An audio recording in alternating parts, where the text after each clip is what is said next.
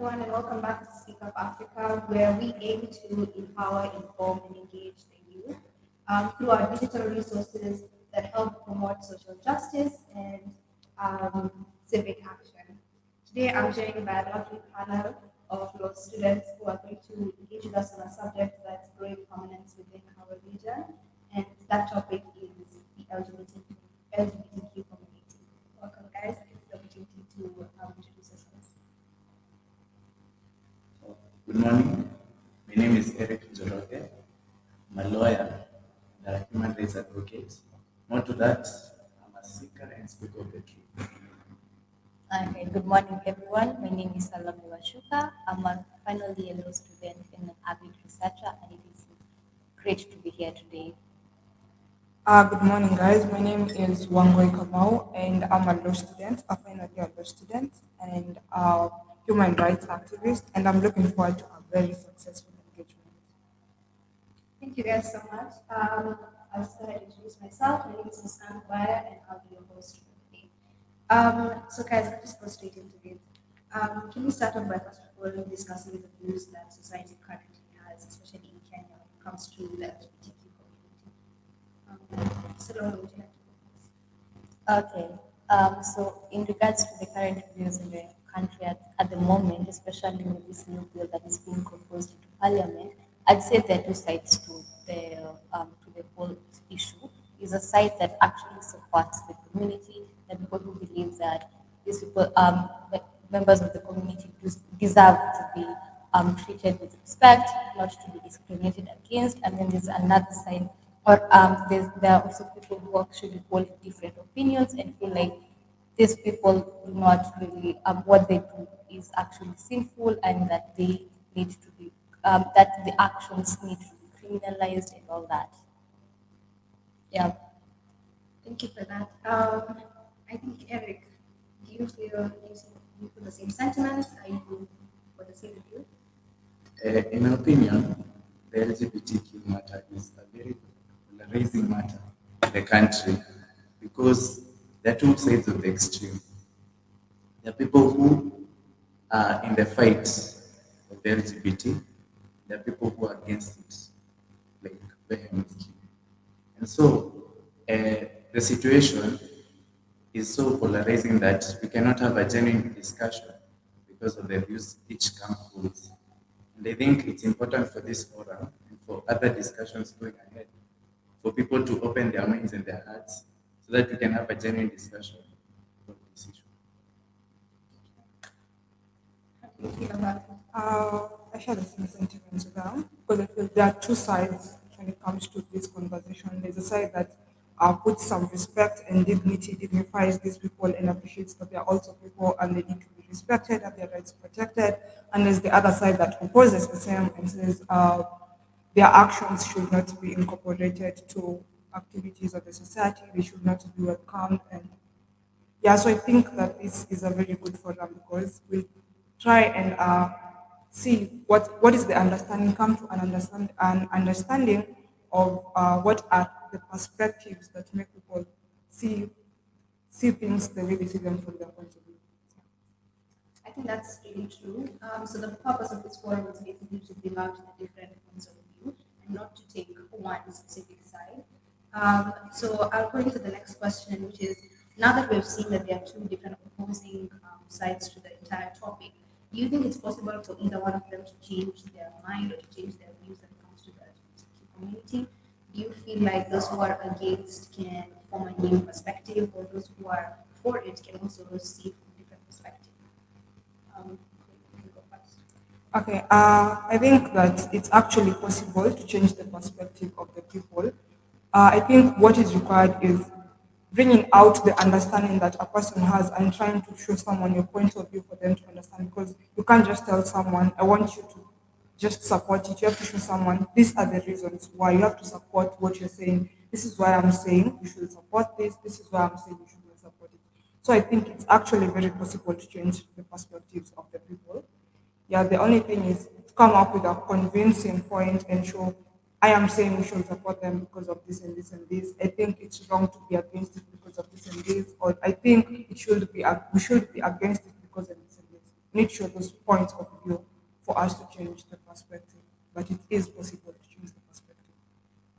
Okay, I actually agree with Wangoi because I feel like it all comes down to raising awareness and educating people on what the LGBTQ community go through, what a day in their life looks like, the kind of discrimination they go through, and maybe if we can get their point of view, and also having these people who criticize the LGBTQ also sharing their point of view and coming to an understanding, then I think it's very much possible to change your point of view.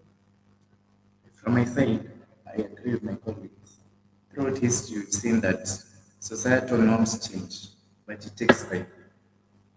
We can go through back through time. We see issues on a few years ago, or many years ago, divorce was a taboo. You could not be allowed to divorce somebody. But through time, people divorce every day, and that's the same thing with the LGBT issue. People just need to have candid discussions. Do not be so rigid in your views, and you should be open to listen to both sides so that we can come to an agreement. Okay, Salome, I think you mentioned something about education. What role do you think education is playing in ensuring that the members of the society and community are educated on the LGBTQ community and how they live? Okay, I think education mostly addresses the issue of how people choose to share their opinions. Now, you might not change your point of view if you're homophobic. You might not change your point of view on how you view the community, but at least you'll learn how to address it or how to properly communicate your views without necessarily violating people's rights, how to go about not creating hate speech. So through education, you get to see, especially people who project violence, both in the community and those who are against the community. If you raise awareness between these two people and educate them and how to properly express their views, how to go about certain situations and how to react to certain things that they might be subjected to, then that will actually go a long way in ensuring that there's actually peace. Yeah, and that people do not project violence, especially against the community. You get to hear so many cases about people being bent up, people being just discriminated against and all that simply because of their views. So yeah. I think I'll switch it over now to one point. Um, do you feel like, considering we are an African country, we have certain cultures and values, and as Salome is speaking about education and incorporating that into the curriculum, do you think it's something we as Kenyans can accept, or do you think there needs to be a line drawn as to how we assimilate this into our education systems? Uh, with regards to the education system and acceptance of the LGBTQ community in our society, I think summarily education brings in the aspect of inclusivity, speaks to equality, and it also comes in as an aspect to help reduce the stigma. So I think with that, with the inclusivity, speaking to equality and the reduction of stigma, I think itself is uh, these are steps actually to actually incorporating and accepting these people in the society. So I feel education plays that role there because these are actually steps. So it's possible to actually accept these people in Kenya, but then you can't just wake up and tell the nation, we have to accept these people, we have to take some steps. And as she said, like in education, summarily the steps are inclusivity, speaking to equality and reducing stigma. So I think we have to take it step by step. We can't just wake up and run to the finish line. We have to take steps to it, but yeah, it's possible to actually change the society's point of view and actually accept the community. Yeah, I think I agree with you guys. It's all about gradually feeding it into the society. Eric, the LGBTQ community is known to be a minority, especially in Africa. What measures do you believe should be put in place in order to protect this community and their well-being? However, like ensure that we're not stepping into the boundaries of those who are completely against it and the cultural values of these people. So I'll keep coming back to this point. The first step in accepting LGBT is to have dialogue between the two camps. We need to find a way for each side to hear what the other side has to say. We again on the legal protection of the LGBTQ. I think it's important. Article 27 of the Constitution states that we are all equal under the law, and it has provided uh, factors in which somebody should not be discriminated against.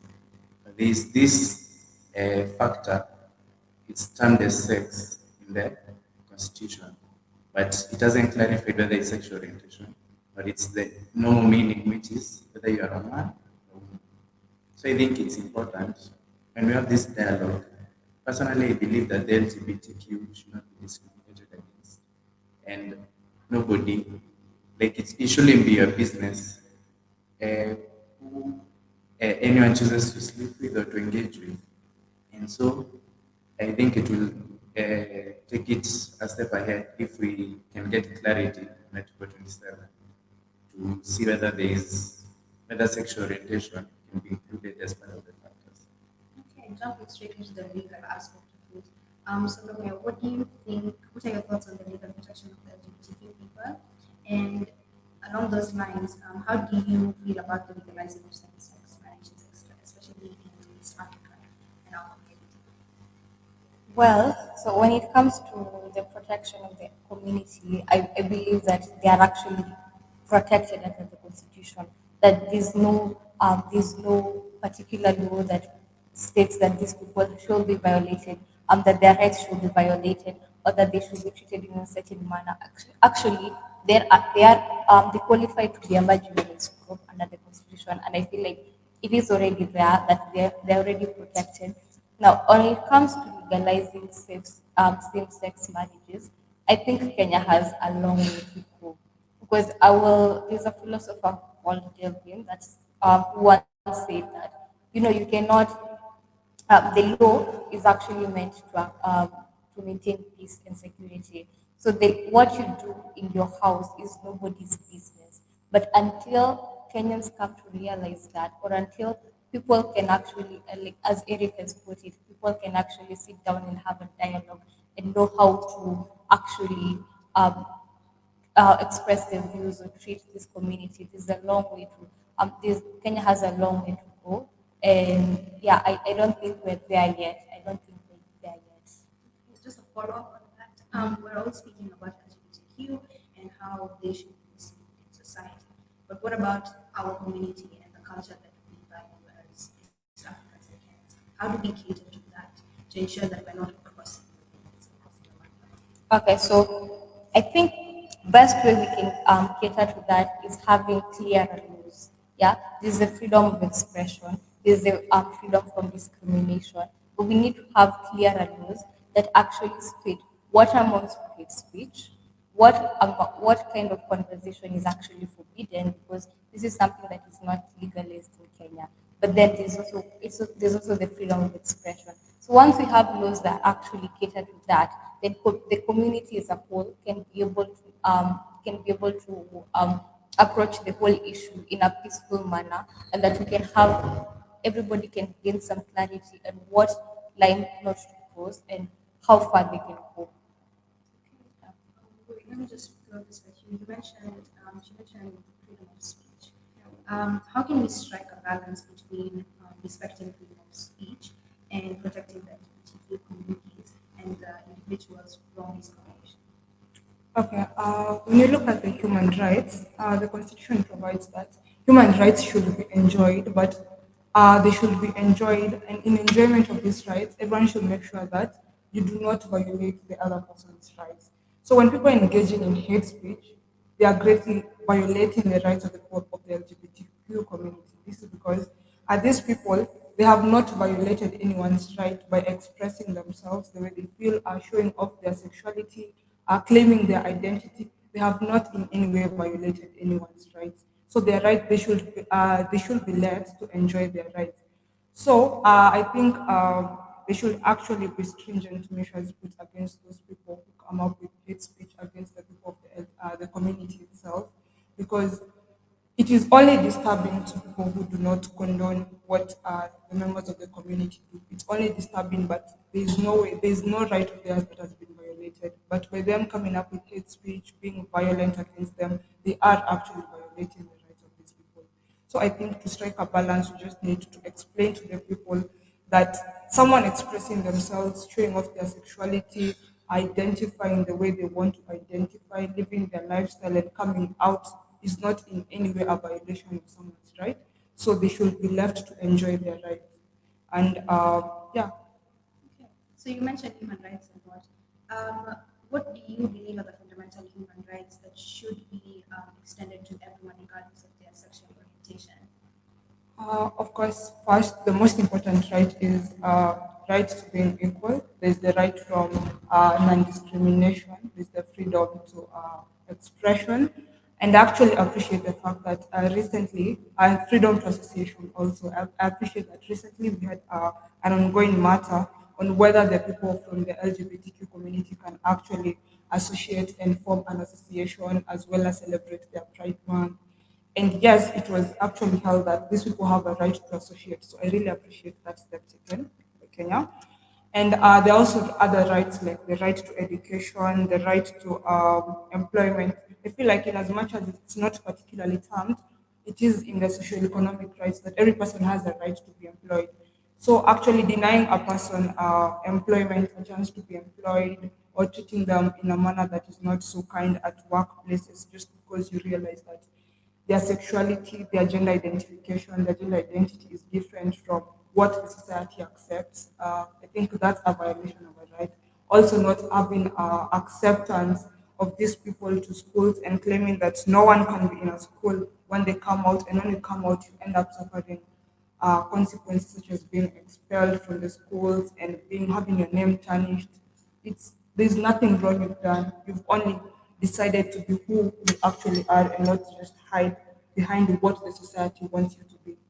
So yeah, I think those are some of the rights that should really be appreciated and upheld, respected, and actually one more, the right to dignity. I think maybe I can add on that. For me, I feel like the most important right is the right to life. The persecution that is taken upon people who belong to the community, the kind of discrimination they go through is a lot. But most importantly, they also deserve to live just like us. They deserve to interact with people in society. They deserve to be subjected to fair working conditions and all that. But life comes first for me. Yeah. Just one last thing. When you look at human rights, a fallback, the foundation of all human rights is humanity. So I think we should also really reflect on that humanity. I wanted to agree with the sentiments of my colleagues, but also to reiterate that Rome wasn't built in a day. A society has its own laws and how people should conduct themselves. So, in as much as I do not condone the violation of rights of the LGBTQ community, I think we need to be aware of the fact that first we need to have that dialogue. We cannot go straight into Pride Month, into because that's not how society, our society especially, has been programmed to accept them. You see, so it will take time, but the thing that we should be doing now is having dialogue. Okay, Eric, while we're on you, what's your opinion on gender identity?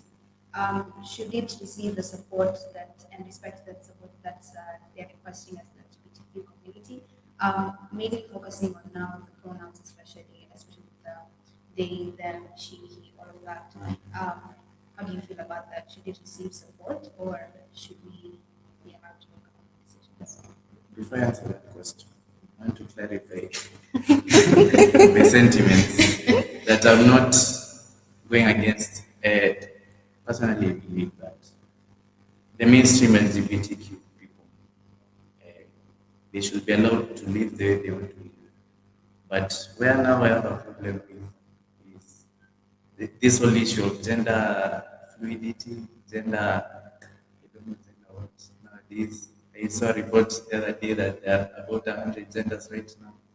So that's where it becomes confusing. And more to that is that in as much as you want to identify yourself as whatever you want to identify, there are repercussions to that to the society. Because We cannot escape the biological fact that you're born a female or you're born a male, you're born intersex. So when you start going into the thin line of I was born a man, but when you become like 20 years old, I want to identify as a female. So how will that work? Again, I feel that this issue, uh, for example, if you look at the case of Pierre Thomas, the swimmer, who when he was born a man used to swim and he couldn't win anything. But then he became transgender, became a transgender woman. And then a trans woman, sorry. And then see, it's confusing. Okay, she joined women's sports. Now, is that fair? Because Leah Thomas, previously, don't know, I think it was called Andrew or something. So when he or she transitioned, he or she began winning the women's sports. So you see that line, when you start to cross it, then it becomes a whole fuss. I don't know. I'm sorry for interjecting, but I feel like I want people to refer to me how I prefer to be referred to. For instance, my name is Salome, but I prefer you to call me Sally. So if you tell me that your name is Eric, but you prefer your genders or your pronouns are they them, then I should respect you how I want you to respect me. It all comes down to how do you prefer being referred to? Yeah. So if it's they them and that is your friend, then let me just refer to you as they them because if you call me Salome, then I will definitely have an issue. And respect you. I have no problem. These people, they should be respected. But the thin line comes when we talk about, let me ask you something. Sir. If a trans woman, would you be comfortable for a trans woman to share the same bathroom as you? I don't think I'll have a problem, honestly. Or a man who identifies as a woman, but he wants to share a bathroom with you? Will you be comfortable? I'm not sure. As long as the bathroom stall that I get into is private, then I don't think I have a problem with that. And I I think have a problem. something else is the fact that by having these people, when you talk about gender identity can be split into two. It can either be the gender that it was biological, and also gender identity can come up from a change in what you want now, what you've come to realize about yourself, and what you prefer. Sometimes it's biological, sometimes it's a matter of preference. And you wondering whether a trans woman can now be allowed to compete in sports against other women. Okay, when you look at it from a biological aspect, it might end up being a bit maybe unfair because of the hormones that are within them and everything. But what can be done better is perhaps come up with terms and have maybe competition for trans women, Yeah. competitions for trans men, competitions for women and for men, according to the way you identify. Then that way it's going to be equal. With regards maybe to the question on washrooms, I don't think particularly when you become a trans woman, you have to now go to the trans women washrooms and everything. Sometimes I appreciate some of these restaurants, schools, just they have the gender fluid, and with the gender fluid now they are putting they have separated the men, the women, and the other, like, what is Gender it called? neutral Yeah, the gender washrooms. neutral washrooms. So there's the women, the men, and then there's another now. We're having another washroom or whatever what do I call it? Whatever utility it is now for the gender neutral people. So it doesn't mean that particularly you'll have to associate with these people one on one. The only thing I think we want is an acceptance by the society. Nobody will be compelled to actually have to associate with them. So you won't have to experience the whole pressure and the whole feeling annoyed because now, because of acceptance, you have to actually associate with them directly, be it in the washrooms or wherever. There's just all we need is that acceptance, and then I will be able now to separate and have something for them, something for the other people. Just Can the I ask acceptance something and first? incorporation. Yeah. Just before you respond, yeah. while you guys are addressing this, I just want to know, where do we draw the line? Can I identify as a, I don't know, 50-year-old Yeah. white woman, or like where's the line? Where's the line? Yeah, where's the line? Because even the other day, there was a case in Scotland of a man, when he was a man, he raped two women. Then he transitioned to being a woman. And then by the time the court was starting, had already transitioned. So where do he was convicted? Now the question was, where do we lock him up? Should we take him or her to a men's prison? Will women be comfortable for such a rapist to be in their cells? So where's the line? We can talk about bathrooms. Yeah. And also on that issue, as I respond, mm, you talk about acceptance and equality. Yeah. But when they start building bathrooms for a specific type of people, isn't that like you're separating them?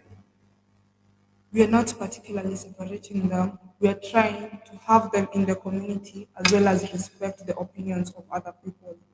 Because what we have right But now the is trans So women, violence. it all comes down to inclusivity. Yeah, the we trans are women want to including be them. identified as a woman. That's why No, you transition. trans women don't want to be identified as women. They want to be identified as trans women. That is why you find that perhaps you are a woman, you transgender, and you are a trans man, but you still appreciate the fact that you will receive your periods every month and you do not have a problem with that. You still appreciate the fact that you haven't bothered to go for that bottom surgery.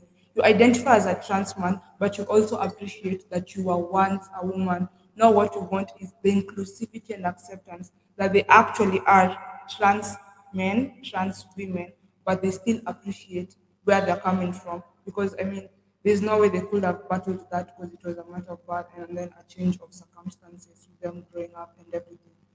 So, yeah, and also the question you were asking about us now having utilities to incorporate and have everyone included in the society. I appreciate the fact that you said Rome was not built in a day. It was not built in a day.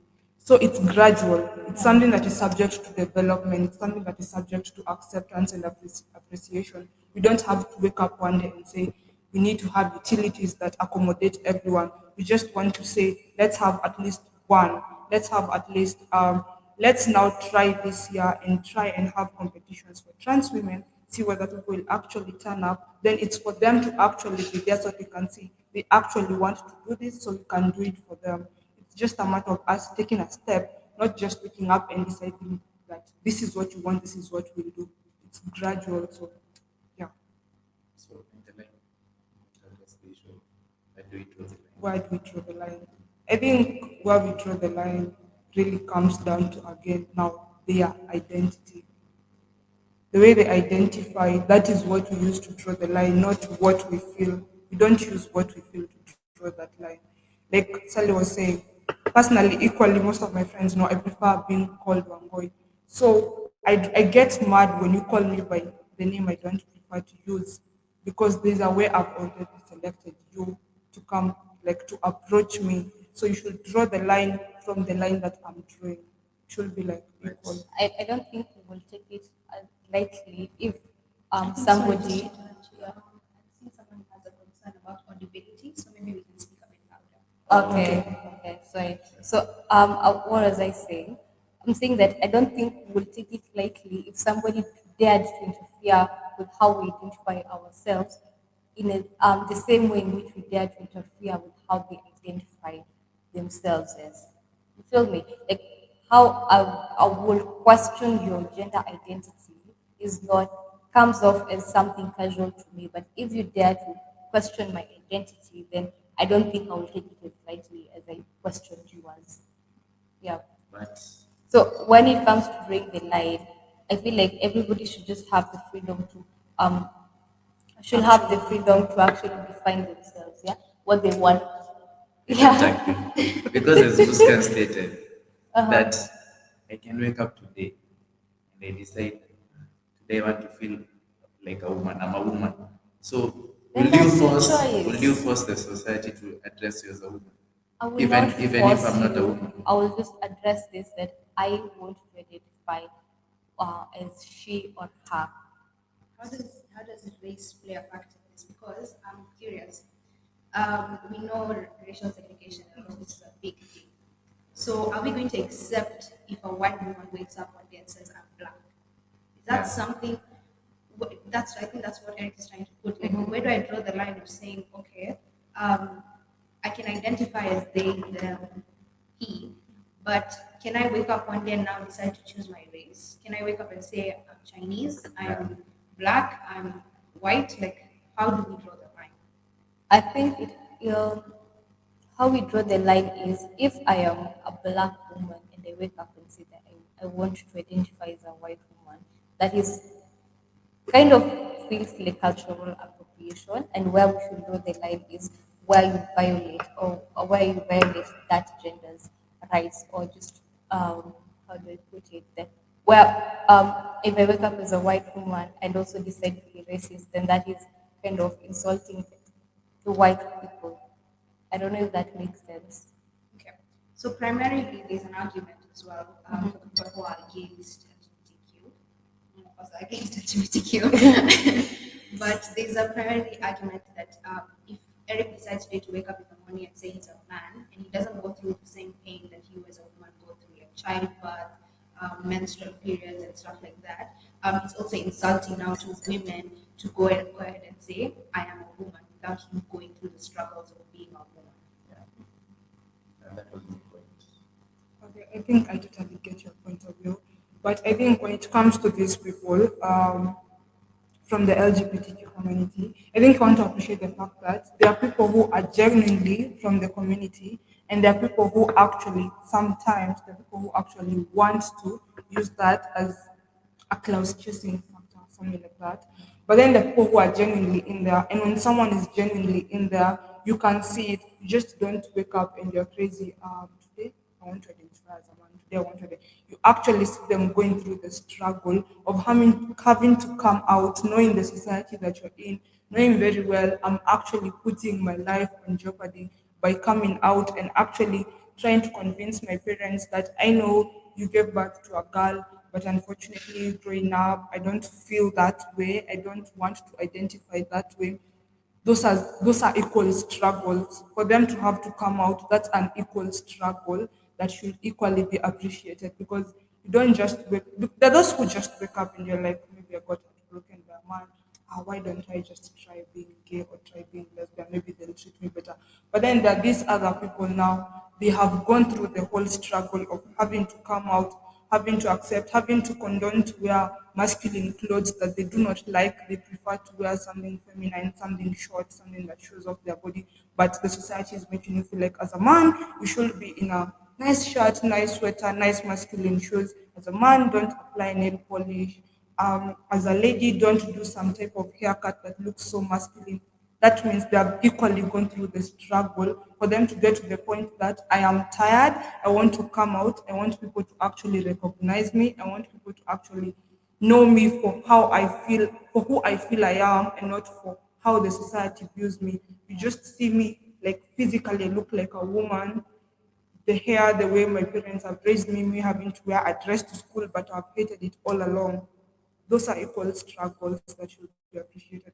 So I think what we need to look at is how far this person has come from. Not, of course, there are people who will just disregard, like, what do you mean? You know, that there's that point where you're like, we've been with you, I've grown up with you.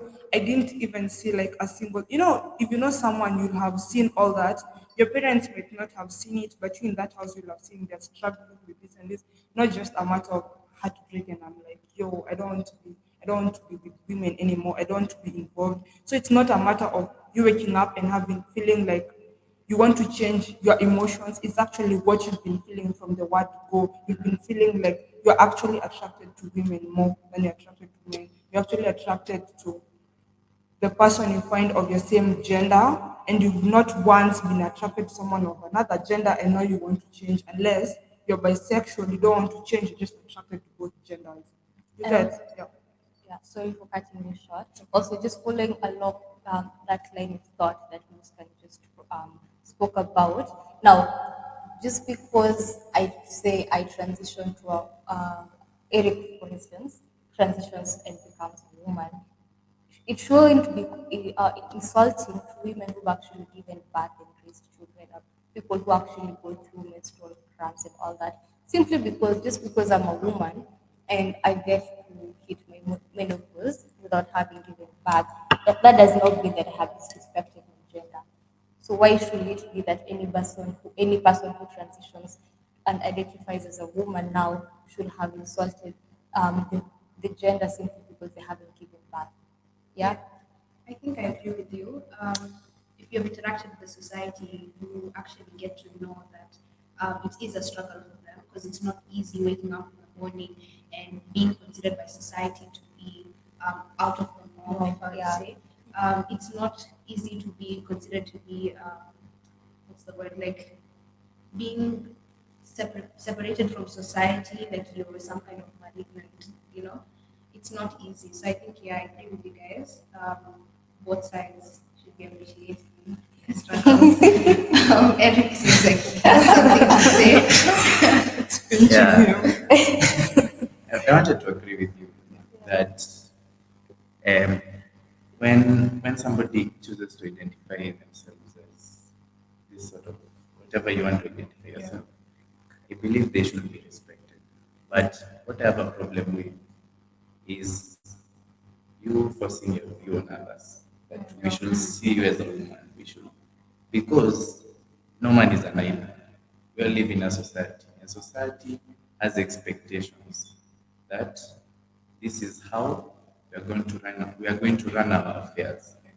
So when you deviate from that, obviously it will take time, but you'll face resistance because that's not how you've been brought up to view you or to see you.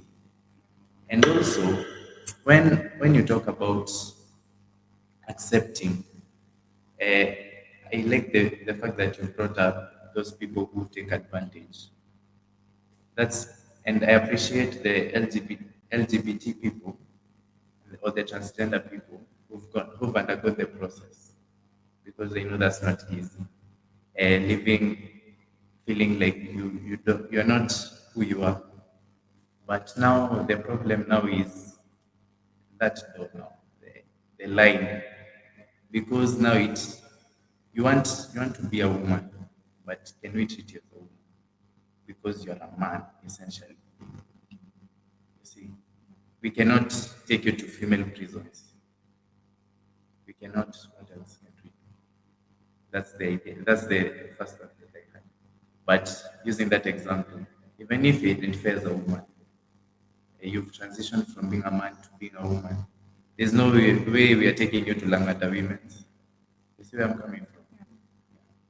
I think just touching on that now that we're speaking about prisons and stuff like that, I think it's an international problem. It's not restricted just to Africa or third world countries.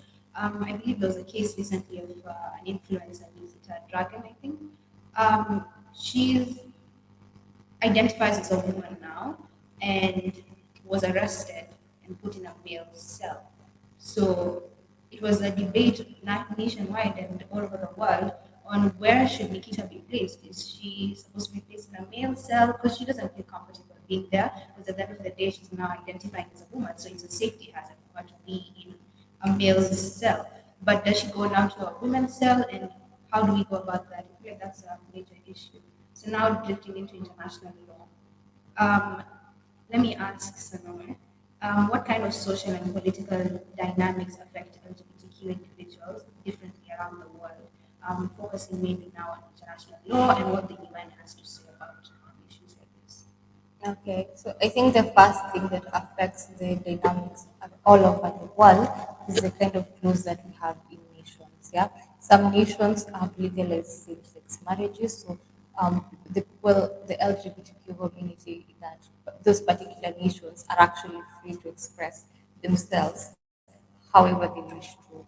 Then we have countries, especially like Africa, whereby um, same-sex marriages have also been criminalized. I think in about 5 countries, you can be persecuted and stoned to death for that. So you cannot.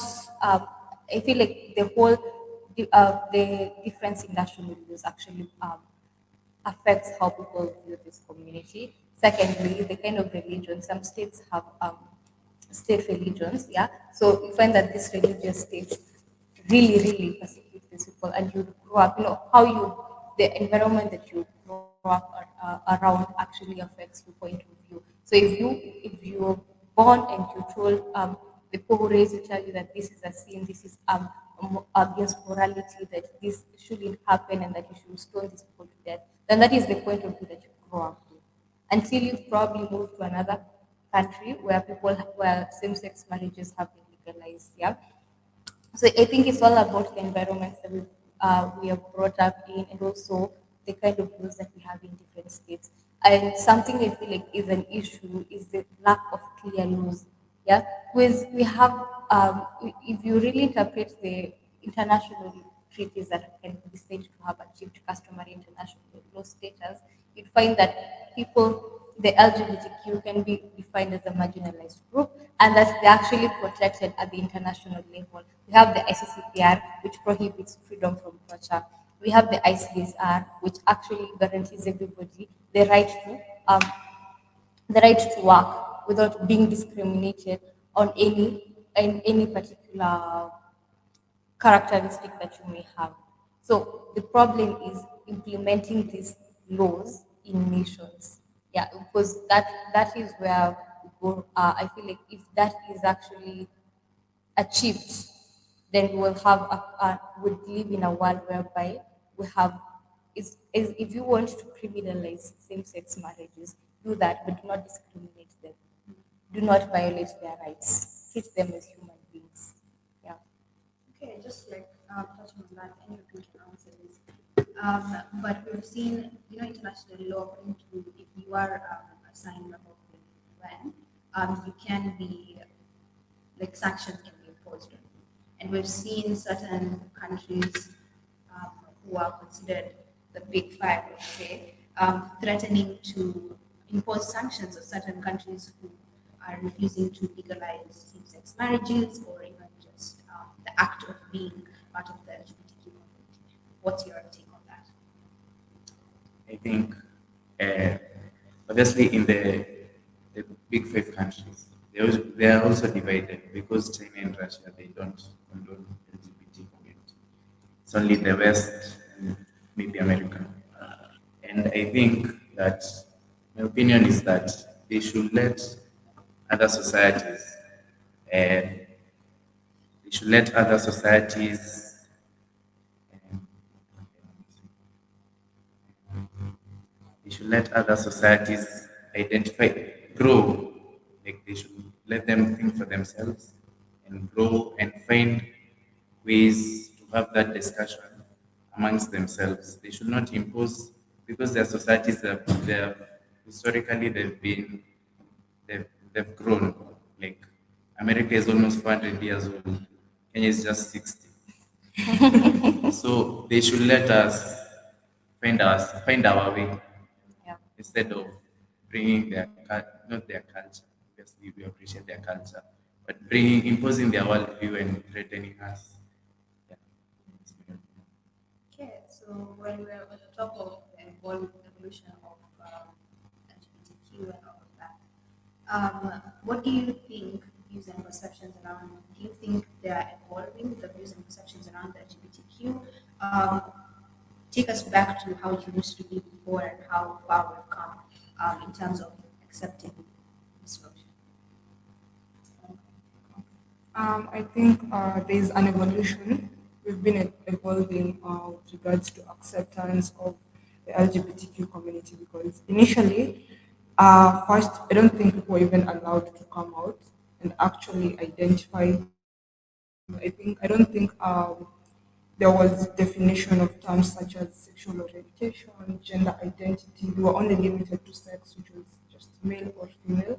With time, we had the definition of gender identity, sexual orientation. People could actually come out. And then with coming out, you would only come out and be restricted to the expectations of the society with matters to dressing and behavior and everything. But then with time again, now you're seeing people can even change their dress code based on how you want to identify, and no one will judge you the same. Of course, you'll face some discrimination and judgment, but you won't particularly and criminalized for the same. Also, when it comes now to marriages, we see that you can even marry someone from yourself, like you can marry someone of the same gender if that's who you want to marry. We have seen that now there are same-sex marriages and they're equally appreciated. Even further to that, they're forming a foundation of the basis of a family. And they're even allowed to adopt children and actually have a family itself, like a complete family with two parents and children. Yeah. So I think that there has really been steps. There is really some evolution going on, and with the laws, the recognition of the people, respecting them, the dignity. So I think there has been evolution to a very great extent. We are not where we were.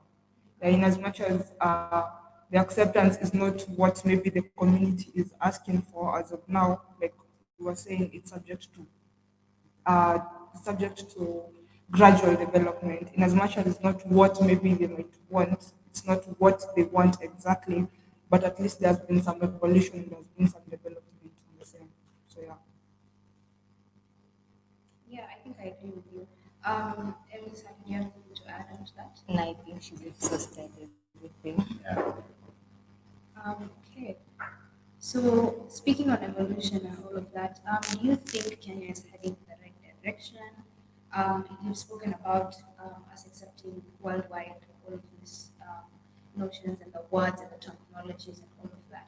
Do you think Kenya is heading in the right direction? And also, what role is the youth playing in this? Because I personally feel like it's more of the youth accepting the community. You see the youth being probably the number one supporters for this community as opposed to the elderly. Right. Okay, so we always told that we as the youth are the leaders of tomorrow, and that we're shaping our future currently. So I feel like Kenya is heading towards the direction of inclusivity. But as I said earlier, we need time. We need to grow. We need to learn as a nation on how to um, treat people of how to not violate their rights, how to treat people of the community with respect and dignity, and how to go about just sharing our different views on the subject matter. So when us as the youth, 30 years to come, I think will be around 50 years probably.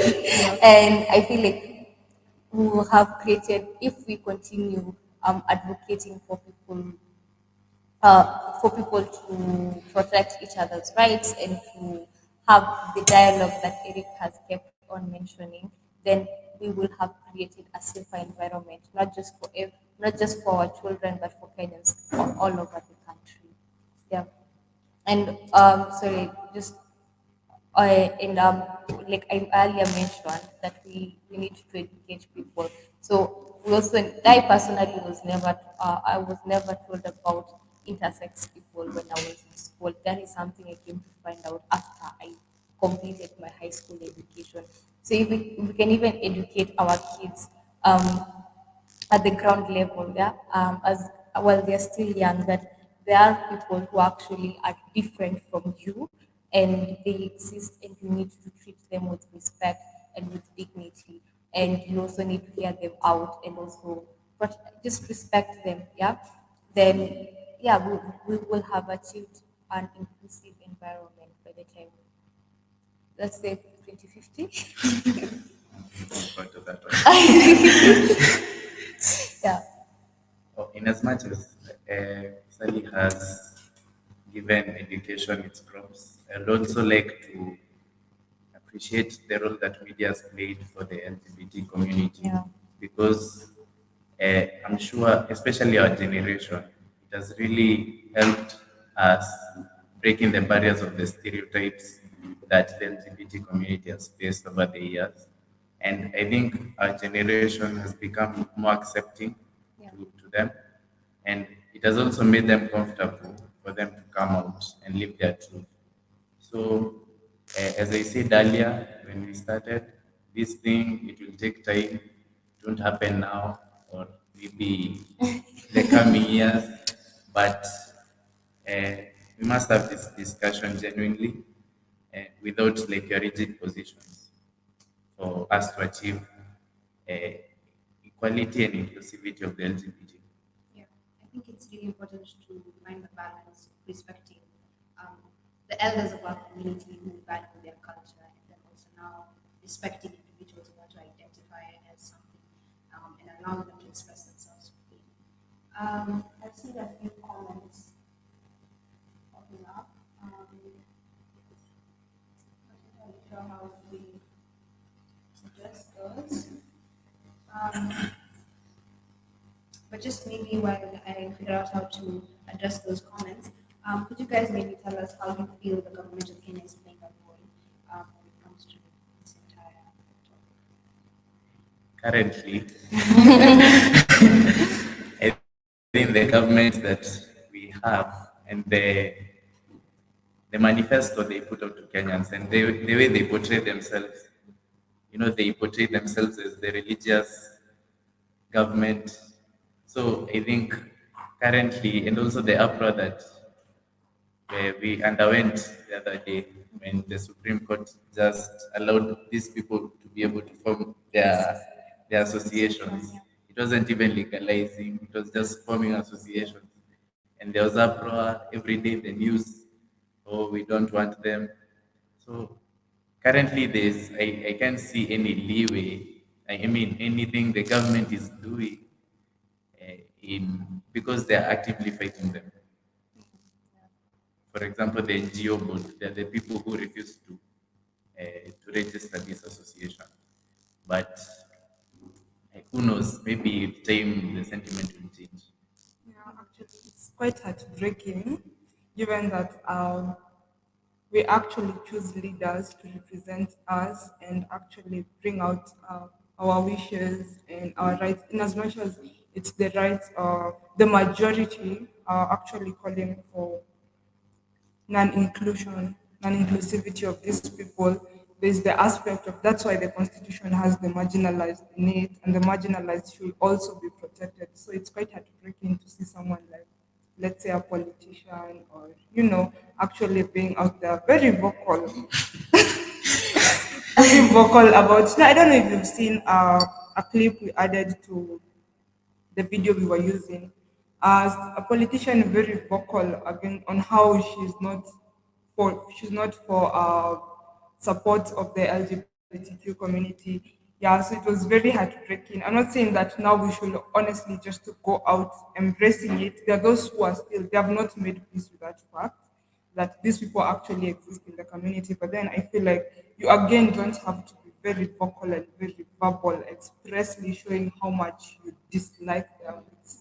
It's so wrong. You're actually for a politician and you being there saying you're here on behalf of the people. They are also people, so Right. yeah. I think that the government actually wants to fight for their rights, but then they cannot actively just fight for them. Maybe they might do it behind closed doors, but outside there, a majority of the Kenyans, especially the elderly people, are homophobic. So I think they are influenced or forced to please the voters, and that might result in the hate speech that they make on the media. But I think behind closed doors, I actually think that they want to fight for their rights. They want to approach inclusivity, especially given the recent ruling by the Supreme Court. I think there's hope. They just can't say it outrightly, but there's hope. Sorry, I just recalled this, but what do you think religion? How do you think religion is playing a part here? Because Kenya being a really diverse country, we have a large population of Christians, equally large population of Muslims. What role is religion playing? Eric. You have to come to me first. Okay. I'd say in Kenya, it's people are already set in their ways. And that's why I was calling for dialogue. Because the Christian community, we saw the other day, even on my Twitter page, I saw a 2-page letter from, I won't name the church because it might get me into trouble. But we don't see this kind of anger when our public resources are getting stolen. Yeah. People don't write 3-page letters. Yeah. But when you're opposing your fellow human being, he hasn't robbed you, he hasn't killed you. It's his business, you see. But you're there writing 3-page letters. Now that's where I have a problem. But we also have to respect religion because that's their belief. It's written in the Bible that I don't know. I think it's in Leviticus that it's a sin. So I don't hold it against them, but I think also the Catholic Church they should follow the way the Catholic Church is going. The one in Rome, like they are becoming more accepting. The Pope has been quite vocal about acceptance of the LGBT community. I don't think God actually hates a human being, and I don't think it is a human being has the moral authority to punish you or call you out for something. We're told not to judge. Yeah. So I feel like religion, as much as we have distant religions, then we should try and approach this. The religions should try and approach this issue of the LGBTQ community by embracing them, because at the end of the day, God loves us all, and we are all His children. And if anything, if they don't particularly want to embrace, then at least let them not condemn. Yeah. Like, we respect the what they believe, and then they respect these people. I think these people actually respect the church. Some of them go to church because they believe God loves them and everything. They know that. So that means they respect the religion despite knowing that the religion somewhat actually outrightly condemns them. So I feel like the same way these people respect the church, I think the church should respect them the same way. So the most they could do, at least the least, is not condemn them. So that's my thought. Yeah. Yeah, I don't think hate speech from anyone, whether it's the church or the government, or even the regular citizen, is right, regards to any individual.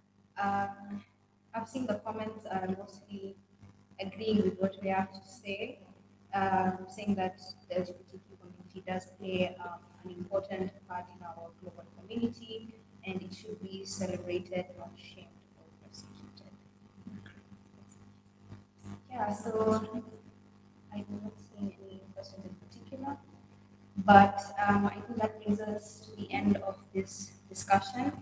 I really urge everyone who's watching this, the youth of Kenya, the youth of East Africa, to participate in more engaging discussions and forums such as this one, just so we can bring more light to the topic.